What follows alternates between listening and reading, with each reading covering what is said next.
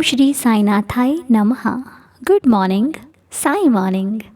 आइए सुबह की शुरुआत करते हैं और आज का दिन शुरू करते हैं। प्रार्थना करते हैं, भगवान से आशीर्वाद लेते हैं और आज इस वीडियो पे कुछ ऐसी बातों के बारे में जानेंगे, कुछ ऐसे संकेतों के बारे में जानेंगे जो हमारी लाइफ में होते हैं, पर कई बार हमें उनके बारे में पता नहीं चलता या फिर हम उन्हें अनुभव नहीं कर पाते। मतलब कई बार कुछ ऐसा होता है कि हमारी ज़िंदगी में भगवान हमें संकेत तो देते हैं पर वो हम समझ नहीं पाते और उस समझ ना पाने के कारण हमें अपनी लाइफ में आने वाले खूबसूरत पलों के बारे में भी पता नहीं चलता। और ऐसा क्यों होता है, हमें कैसे समझना चाहिए, आइए जान लेते हैं।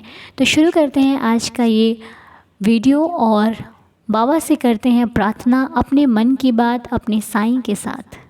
तो जो व्यक्ति अपने भगवान पर पूरी श्रद्धा रखता है, विश्वास रखता है, अपने भगवान की आज्ञा का पालन करता है, कहने का मतलब है कि भगवान के बताए रास्तों पर, अच्छे रास्तों पर चलना शुरू करता है, तो भगवान भी उस भक्त की जिम्मेदारी को लेते हैं और उसकी रक्षा करने के लिए हर जगह मौजूद होते हैं।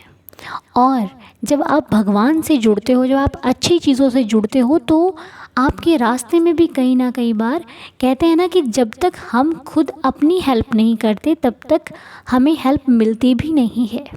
जब आप कोशिश करके आगे बढ़ने का प्रयास करोगे ना, तो भगवान किसी न किसी रास्ते से आपके लिए मदद भी भेजते हैं, आपका सहारा बनकर ज़रूर आते हैं।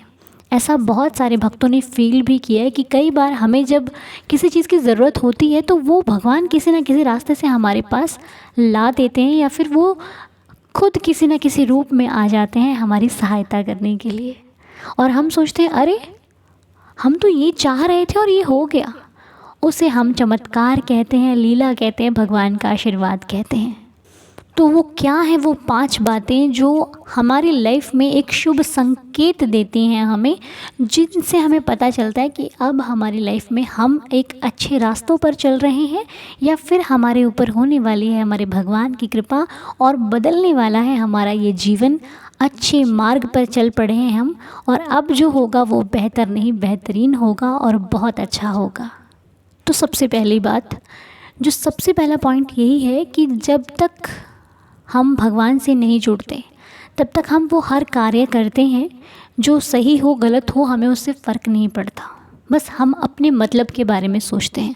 हमें लगता है कि हमारा भला हो रहा है, चल ठीक है कोई बात नहीं, किसी का क्या जा रहा है, हमें उससे मतलब नहीं। लेकिन जब हम भगवान से जुड़ जाते हैं, जब हम बाबा की पूजा करने लग जाते हैं, तब हमारे अंदर वो एक ऐसी ईमानदारी सी आ जाती है जिससे हमें लगता है कि नहीं, हम अपनी मतलब के लिए किसी का इस्तेमाल नहीं कर सकते, हम किसी की भावनाओं को ठेस नहीं पहुंचा सकते, हम किसी को दुखी नहीं कर सकते।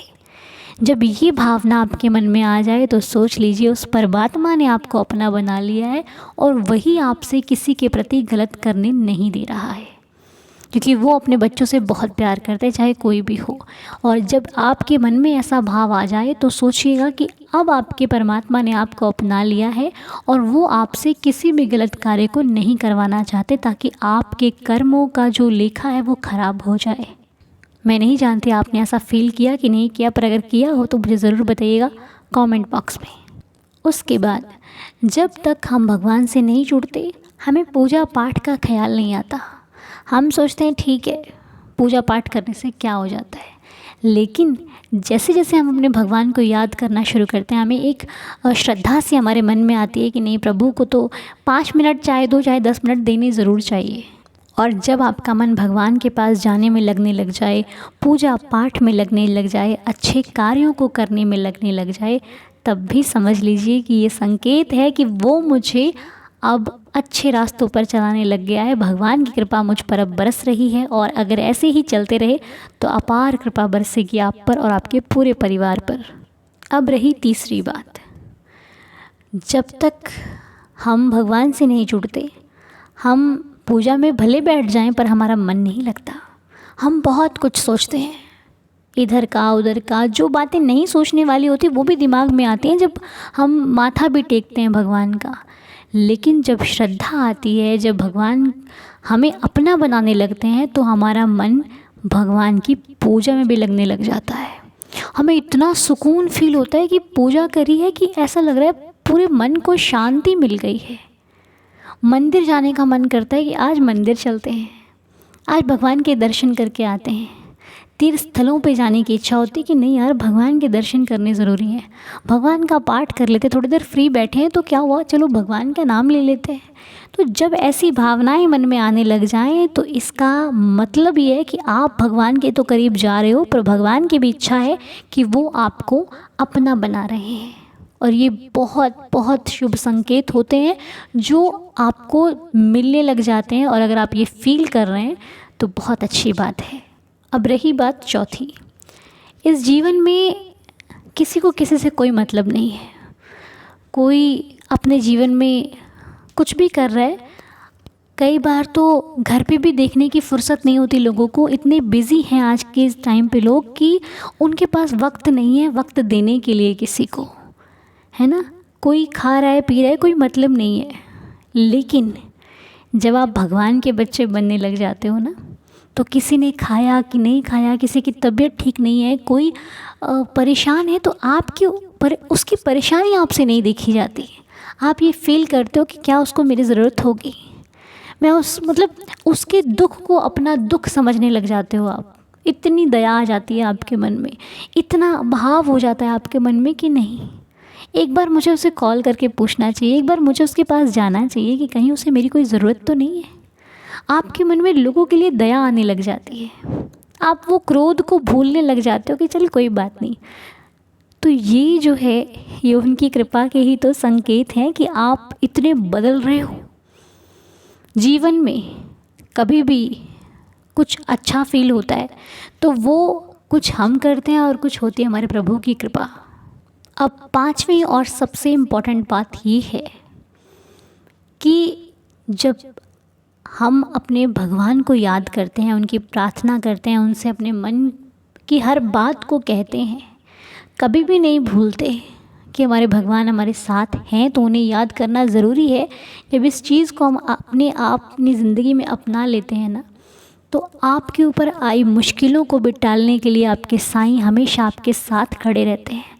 कभी कभी देखा होगा ना आपने कि आप के ऊपर एक ऐसी समस्या आती है जो आपको पूरी तरह से घेर लेती है, आप उसमें फंस जाते हो और आप सोचते हो अब क्या होगा, अब ज़िंदगी किधर को जा रही है, शायद पता नहीं मेरी लाइफ में अब कुछ अच्छा होगा भी या नहीं होगा। बहुत सारे सवाल आते हैं मन में, लेकिन उस प्रॉब्लम से आप कैसे निकल जाते हो बस ये आपको भी नहीं पता चलता। वो प्रॉब्लम, कोई एक व्यक्ति आता है या फिर कुछ ऐसा मिरेकल होता है कि सारे प्रॉब्लम सॉल्व हो जाते हैं और आप ये सोचते हो कि हे प्रभु, ये आपके आशीर्वाद से ही हुआ है।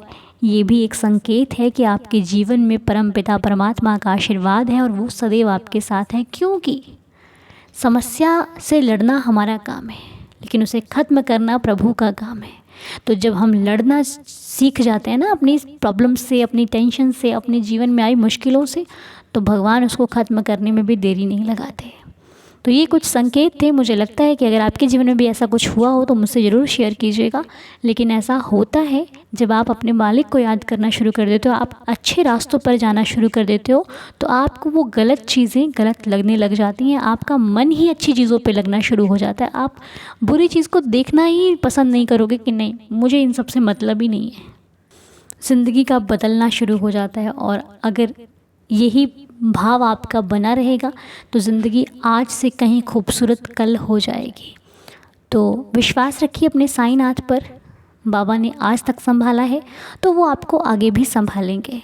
इसी प्रकार हर दिन हर सुबह प्रार्थना करते रहिए कि हे प्रभु, मैं आपका छोटा सा दास हूँ, मुझे इस दास पर अपनी कृपा सदैव बनाए रखिएगा। मुझे स्वस्थ रखने के लिए आपका शुक्रिया, मुझे संभालने के लिए आपका शुक्रिया, मेरी देख रेख करने के लिए आपका शुक्रिया बाबा, मेरे परिवार पर इतनी कृपा करने के लिए आपका शुक्रिया, मुझे स्वस्थ रखने के लिए आपका शुक्रिया, उस हर चीज़ के लिए शुक्रिया जो आपने मुझे बहुत बहुत बहुत अच्छे स्तर पर दी है, बहुत अच्छे ढंग से दी है। उस हर चीज़ के लिए मेरे साईं जी का बहुत बहुत शुक्रिया। थैंक यू सो मच बाबा, बहुत बहुत शुक्राना। इसी प्रकार अपनी कृपा इस पूरे परिवार पर बनाए रखना। जो सेहत संबंधी परेशानियों से गुजर रहे हैं बाबा, उनकी सेहत अच्छी हो जाए। जो भी जिनकी समस्या है उनका समाधान होकर जीवन में खुशियों का आगमन हो। हम आपके श्री चरणों में यही प्रार्थना करते हुए आइए 11 वचन पढ़ते हैं। साईं जी सबको संभालेंगे। जो शिरडी में आएगा आपद दूर भगाएगा, चढ़े समाधि की सीढ़ी पर, पैर तले दुख की पीढ़ी पर। त्याग शरीर चला जाऊंगा, भक्त हेतु दौड़ा आऊँगा।